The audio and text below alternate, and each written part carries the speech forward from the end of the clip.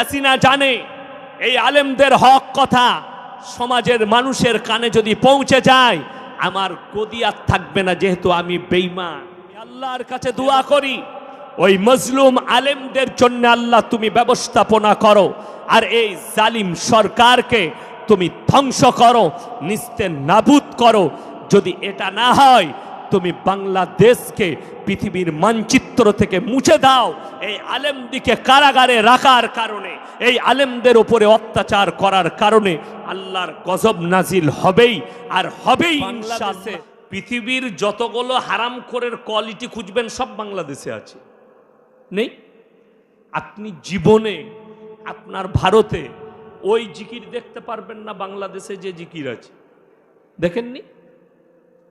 হুজুর সুবহান আল্লাহ বললে অনেক অন্যজন ডিগমাজি মারে স্টেজে, ও এক ডিজাইন। আবার কিছু হুজুর আছে দেখছি এত বড় বড় চুল, কি বুঝলেন, ঘাড় পর্যন্ত। আমি কারোর নাম করি না, কিন্তু কষ্ট লাগে যে স্টেজে আল্লাহ এরকমও জিকির হয়। শালা মনে হচ্ছে কল চালু করেছে, দেখেননি? সেই টিপা কলগুলো দেখেননি? আওয়াজ রাতের বেলায় দেখবে সেই চাপা কল ছিল আমাদের দেশে আগে, চাপা কলে যখন টিপতো না, ঠিক ওইভাবে জিকির করছে। সাধারণ মানুষ এগুলোকে মেনে নেয়, আমার আল্লাহ নারাজ হয়ে যাবে। ইসলামের তৌহিন, কোরআন হাদিসের বিপক্ষ কাজ মানুষ মেনে নেয়, তাদেরকে জুতো মারার লোক নেই। বড় কষ্ট লাগে, দুঃখ লাগে, বেদনা লাগে। আমাদের দেশেরও অনেক মানুষ আল্লাহকে ছেড়ে তার বস্তুর ওপরে বিশ্বাস করে, ওই জন্যে তো নামাজ পড়ে না, ওই জন্যে তো কোরআনের তেলাওয়াত বাড়িতে নেই। আজকে মানুষ জানেন আল্লাহর থেকে বেশি বিশ্বাস তার বস্তুর উপরে করতে লেগেছে, ওই জন্যে আজকে আমাদের কাছে বরকত নেই, আমাদের কাছ থেকে বরকত উঠে গেছে, নিয়ামত আল্লাহ তুলে নিচ্ছেন। কেন? আল্লাহর বস্তুর প্রতি বেশি বিশ্বাস। আপনি জানেন না, অনুভবও করতে পারবেন না। 2 লাখ মিডিয়া ইসলামের বিরুদ্ধে চক্রান্ত শুরু করেছে। 2 লাখ মিডিয়া মুসলমানদের ইমানকে মিটিয়ে দাও, ধ্বংস করে দাও, তাদের কাছ থেকে কোরআন কেড়ে লাও, দাড়ি কেড়ে লাও, নবীজি সুন্নত কেড়ে লাও, আর উলামা থেকে বিচ্ছিন্ন করে দাও। আজও স্পেনের মাটিতে আপনি গেলে দেখতে পাবেন সেখানকার বড় বড় মাদ্রাসার মসজিদগুলো মদের বার আর মদের ভাঁটি করে রেখে দিয়েছে। ওই দেশটা ছিল মুসলিম, ধ্বংস করে দেওয়া হয়েছে। বেঈমান কাফেরদের মেহনতি হচ্ছে সব থেকে প্রথমে আলেমদের কাছ থেকে সমাজকে বিচ্ছিন্ন করে দাও। আজকে বাংলাদেশের হাসিনা সরকার সেই মেহনতটাই শুরু করেছে। যারা হাসিনা বেগমকে মুসলমান ভাবেন তাদের ইমানের খাতরা হবে। যে সরকার আলেমদিকে জেলের কুঠরিতে ভরে হক কথা বলার কারণে, সে কখনো ইমানদার আর মুমিন হতে পারে না, এটা মাথায় রাখবেন। ওই জন্যেই হাসিনা জানে এই আলেমদের হক কথা সমাজের মানুষের কানে যদি পৌঁছে যায় আমার গদি আর থাকবে না, যেহেতু আমি বেঈমান, নেমো খারাম। কি বুঝলেন? কষ্ট লাগে। তা না হলে বাংলাদেশে বড় বড় আলেম, যে বাংলাদেশে পৃথিবীর 3টে হাফেজের মধ্যে 3 নম্বর হাফেজ হচ্ছে বাংলাদেশে। পৃথিবীর 3টে, গোটা ওয়ার্ল্ডের ফার্স্ট 3টে হাফিজে কোরআন, তার মধ্যে 1 নম্বর মিশরের, 2য় নম্বর সৌদির, 3য় নম্বর বাংলাদেশ। সেখানে কেউ উত্তরাধিকারী হতে পারেনি। এরকম হাফিজে কোরআন ভালো ভালো কারি থাকার পরেও কিন্তু পদ্মা সেতু উদ্বোধন হচ্ছে একটা মূর্খ রানের তেলাওয়াতের দ্বারা। যার কোরআন অশুদ্ধ, তার কোরআনের তেলাওয়াতের দ্বারা উদ্বোধন হচ্ছে। আমার মুসলমান ভাই শুনে রেখে দেন, এই সমাজ মুসলমান সমাজ যেদিনে আলেমদের কদর উঠে যাবে, আলেমদিকে বেজ্জতি করবে, আল্লাহ ইলমের থেকে আগে বড় বড় আলেমকে দুনিয়া থেকে তুলে নেবেন। তারপরে ইলমটাকে তুলবেন। আপনারা লক্ষ্য করুন, ওই বাংলাদেশের জেলের কুঠরিতে হাজার হাজার আলেম জেলের কুঠরিতে বসে আছে, খালি হক কথা বলার কারণে, সরকারের পক্ষ না নেওয়ার কারণে।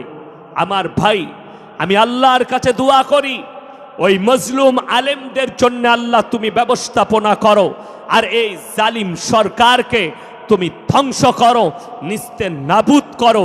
যদি এটা না হয়, তুমি বাংলাদেশকে পৃথিবীর মানচিত্র থেকে মুছে দাও। এই আলেমদিকে কারাগারে রাখার কারণে, এই আলেমদের উপরে অত্যাচার করার কারণে আল্লাহর গজব নাজিল হবেই, আর হবেই ইনশাআল্লাহ। সাহাবীদের ওপরে যারা অত্যাচার করেছে, আমার আল্লাহর তরফ থেকে গজব নাজিল হয়েছে। যারা কাবা ঘর ভাঙতে এসছে, আল্লাহ তাদেরকে পাখির দ্বারা হস্তি বাহিনীকে নিস্তে নাবুদ যখন করতে পেরেছে, তো এই রকম বেঈমান হাসিনা সরকারকে আল্লাহ পৃথিবীর মানচিত্র থেকে মুছে দিবে। সকলে জোরে বলুন আমিন। আমার ভাই, আমি কারুর বিরুদ্ধে নয়। আমার ভারতবর্ষে আমরা হক কথা বলতে পাই, সরকার অন্যায় করলে আমরা প্রতিবাদ করতে পাই, আর প্রতিবাদ করব মৃত্যুকাল পর্যন্ত।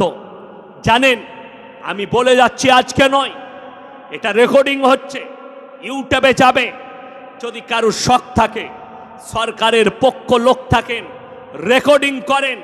কেন্দ্র সরকারের লোক থাকলে রেকর্ডিং করেন। আমি বলে যাচ্ছি, আমার মুসলমান ভাইয়ের ঈমান ধ্বংস থেকে বাঁচার কারণে সরকার সার্কুলার জারি করে দিয়েছে।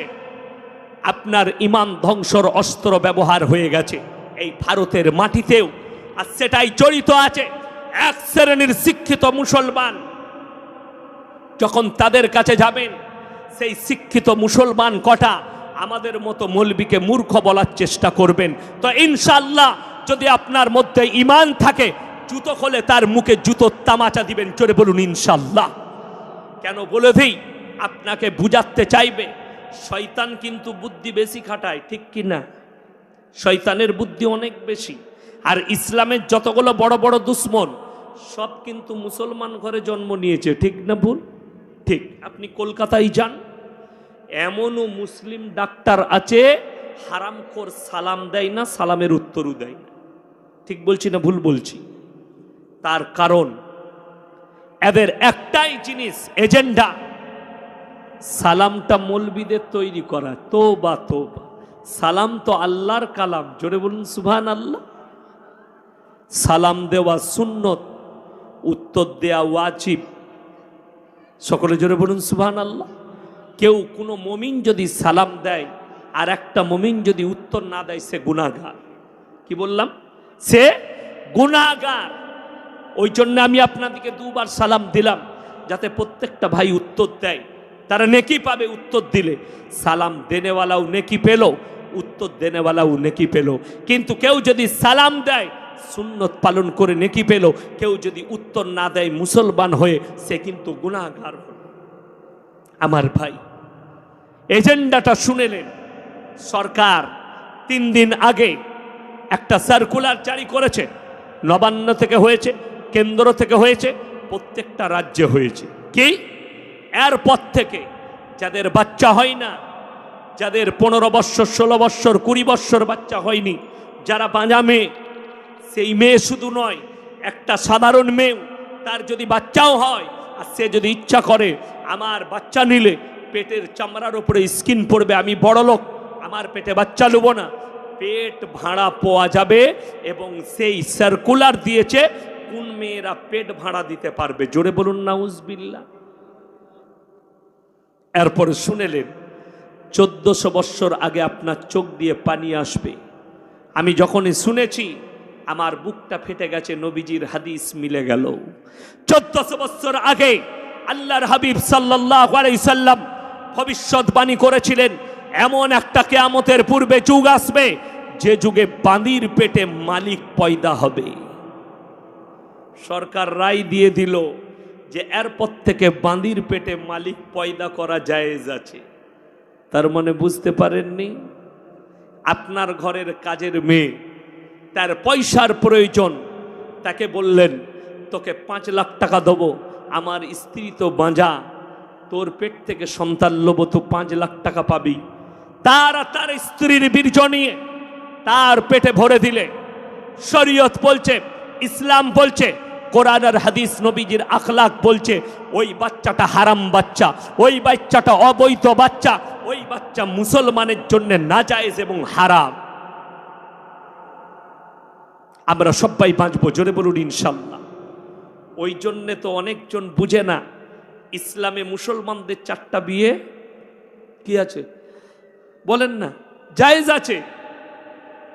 এবং কেউ যদি দ্বিতীয় বিয়ে করতে চায় তাহলে বিবির কাছে এজেন্ট নিবার